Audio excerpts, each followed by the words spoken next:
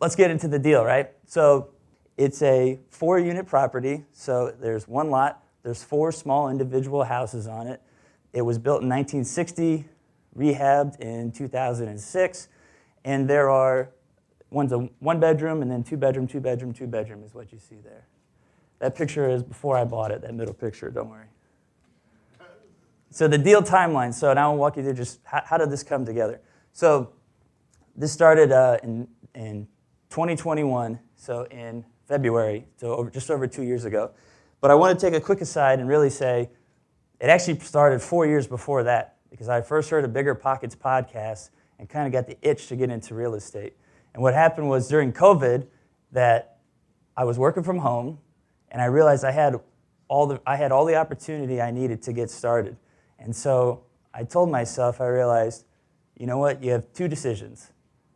You either are going to get into real estate and make a move, or you're going to stop talking about it. You're going to stop telling people, I want to do that, I'm going to do that, yeah, I'm interested, I like doing real estate. You're in or out. So that's what I did in February 2021. So I got with a realtor. We got a listserv going. 3 months, underwrote 71 deals, talked to 22 brokers, made 4 offers, and finally one got accepted. They started at $330,000. They lowered the price. We jumped on it. We got it for $265,000. Closed on it 2 months later. A month after that, we had all 4 units moved out, and then we started the rehab. Rehab took about 6 months. And then in January, we completed the rehab, refinanced, put into a long-term loan, and then about 3 to 4 weeks later, had it fully rented.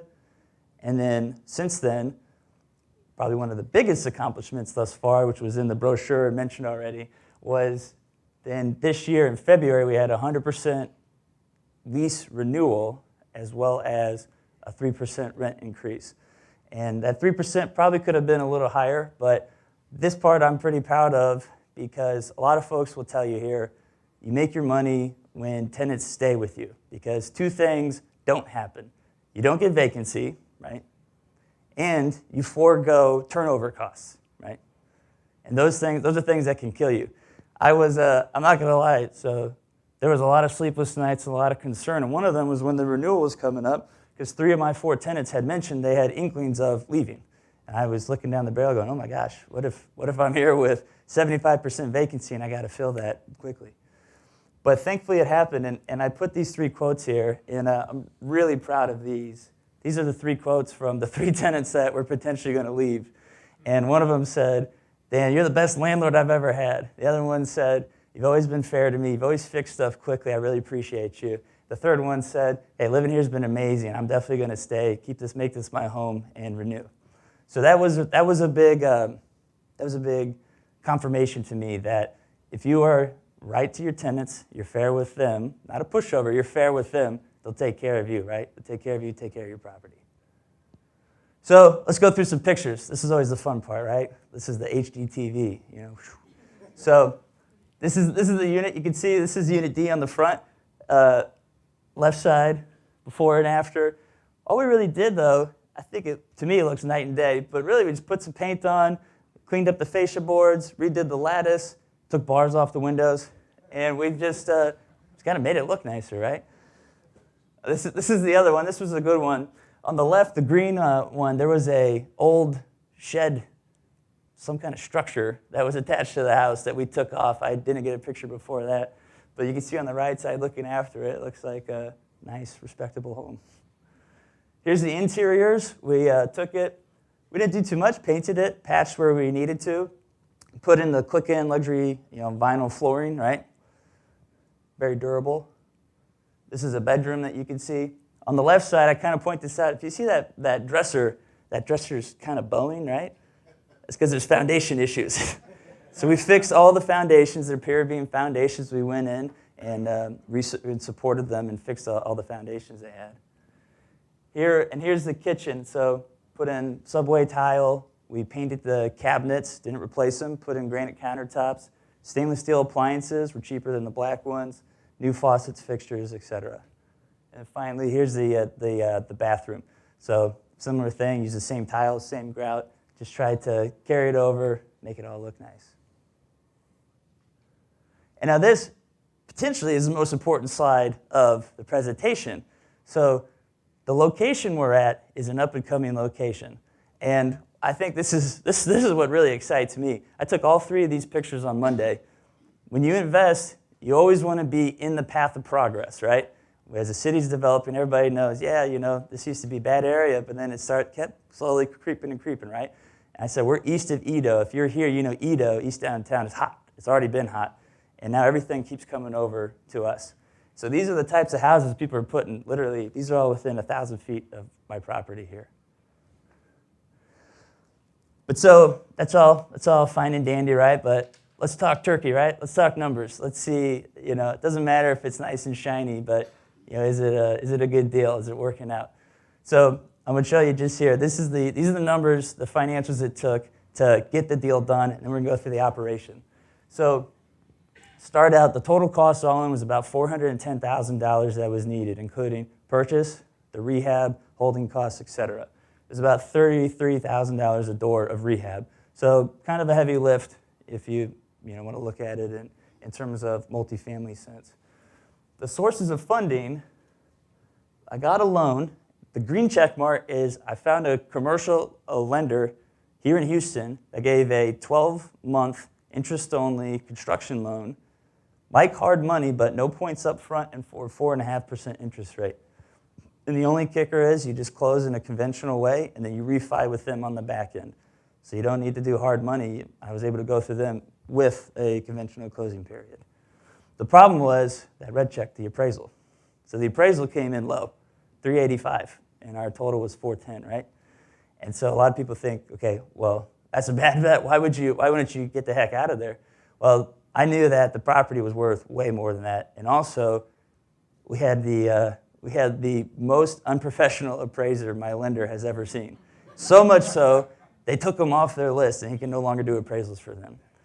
And so I might touch on this later. That's one downside with these small multifamily, if you will. But we pushed forward.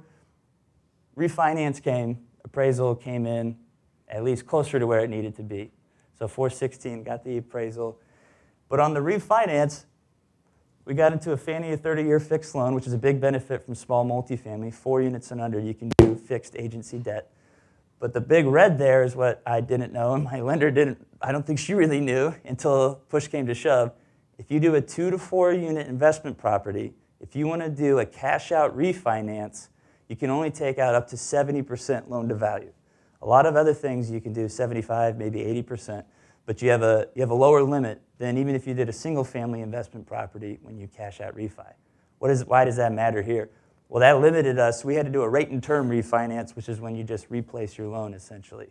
And so I didn't get any cash out. So that was about $15,000 extra I had to leave in the deal, which hurts your returns on the front end, but I still think it's going to work out okay. So then this is the operating performance. So I mentioned, it's been rented. This is kind of the first year actuals numbers if you want to take a look at it. So net operating income, about $28,000. One of the coolest parts I highlighted in green is the expense ratio, 43%. And the cool part about that, so for those that don't know, you take your operating income and then you say what percentage of that is your operating expenses. And your operating expenses is essentially everything but your loan, right? And so 43% is actually quite on the low end from what most people look at when you talk about multifamily properties. Usually 40 to 50 to 60%. And actually on our best months, we're actually usually about 27 to 30%. This is actually propped up by the freeze in December where we had some big pipe bursts. So pretty happy about that. Next one, debt service coverage ratio, DSCR, 1.61. That means, okay, let's take your net operating income, and then let's take your loan payment. And let's say how much buffer do you have in between there. That 0.61 means we have a 61% more operating income than our loan payment. Why does that matter? Most lenders require you, not for this loan, but in general, you got to be above 1.2, 1.25. What does that really mean, 60%? That means the income can halve, and we can still pay the loan off. So people worried about, I might foreclose, I might lose the property. When you get fixed agency debt, and then you get good tenants, and you rehab it, this is what can happen. And then the bottom is, okay, what is the actual money and equity coming to you? So the cash flow, it's about $900 to $1,000 a month, but the past couple months, it's actually been a lot higher. But that's weighed down by early parts of the period. But if you look at principal payoff, so that's your equity in your loan, when your tenants are paying down your loan payment, forced appreciation, now that's a one-time, that's just the first time from the rehab we got, but also just a natural appreciation, total about $34,000, or there's about $3,000 a month of equity, not just cash, but equity that's being built. And you say, okay, is that good or bad? So when you look at returns, if you use a 3% appreciation, which to me is very conservative for this area that is growing, right now it's about a 20% internal rate of return just to date. And I think there's a lot going forward. The projections look pretty good based on how it's operating. You can see a cash on cash equity multiple for folks that passive investors like to look at that. And so then, but you might ask, okay, 20% IRR. You did all this work, you take all this risk, was that actually worth it? So I think you're really going to like this next slide. At least I really like this next slide. So let's say, okay, what if I didn't do this project? What would I have done with that money? I'd put it in the bank, right? And let it get eaten up by inflation and not even keep up, right? No, all right, I'll put it in the stock market. So if you put it in the stock market, here's what I'm tracking here. Here's the three indices, S&P, Dow, NASDAQ. Let's see what would have happened. If we put all that money in July in the stock market, by December, it would have gone up 10%. So in 6 months, 10%, wow, that's pretty good. So that's a 20% annual rate of return, right? But wait a second, you probably know why there's a white bar over here on the rest of the slide. Because then if you would have waited until now, it would have actually gone down 13%. So from the beginning, if I put it in, the best performing index would have been the Dow that has lost 3%. That's the alternative that I could have done here. And I want to highlight, you see this little graph, the little circle here? If you miss timing the market from the peak day, if you just waited 10 days, you would have lost a third of that 10% return. So less than 2 weeks. If you missed the market, you would have lost a third of that gain. So this is not to say don't get in the stock market. This, as Steve says, treat the stock market for what it is, right? It's to keep up with inflation, and it's a slow long-term placement, but it's not for growing your wealth necessarily. Wrap it up. We're done? All right, we're done. All right, well, thank you, everybody. Happy to talk to you later, all right?